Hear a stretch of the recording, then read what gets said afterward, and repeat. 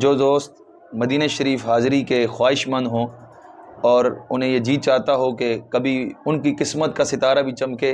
اور وہ بھی سرکار مدینہ صلی اللہ تعالیٰ علیہ وآلہ وسلم کی بارگاہ میں حاضری کے لیے جائیں، لیکن ان کے ظاہری اسباب نہ ہوں، ظاہری وسائل ان کے پاس نہ ہوں، تو ایسے احباب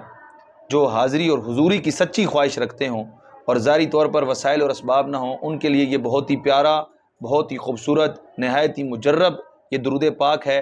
جو ناچیز کے بزرگوں اور روحانی پیشواؤں کے ذریعے اس بندہ ناچیز اخر العباد تک پہنچا ہے۔ یہ میں آپ کو آج بتا رہا ہوں۔ آپ دل جمعی کے ساتھ حاضری کی نیت سے کثرت سے اس درود پاک کو پڑھیں گے تو انشاءاللہ تعالیٰ آپ کے ظاہری اسباب و وسائل نہ بھی ہوں تو سرکار مدینہ صلی اللہ علیہ وسلم کی نگاہ رحمت و شفقت ہوگی اور بہت جلد آپ کو اس عظیم دربار کی حاضری نصیب ہوگی۔ یہ درود پاک آپ نے کثرت سے پڑھنا ہے، بغیر تعداد کے، روزانہ، اور اسی نیت سے پڑھنا ہے۔ درود پاک نوٹ کر لیجئے، اسے زبانی یاد کر لیجئے۔ وہ یہ ہے: صلی اللہ علیہ یا محمد الطاہر المطہر وعلی آلہ الطاہرین واصحابہ المطہرین۔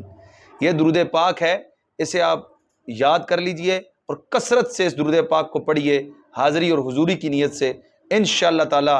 آپ کو سرکار مدینہ صلی اللہ تعالیٰ علیہ وآلہ وسلم کے دربار کی حاضری بھی نصیب ہوگی، اور اگر آپ نے اس پہ دل جمی اور کثرت کی اخلاص کے ساتھ پڑھا تو آپ کو سرکار مدینہ کی انشاءاللہ زیارت بھی نصیب ہوگی۔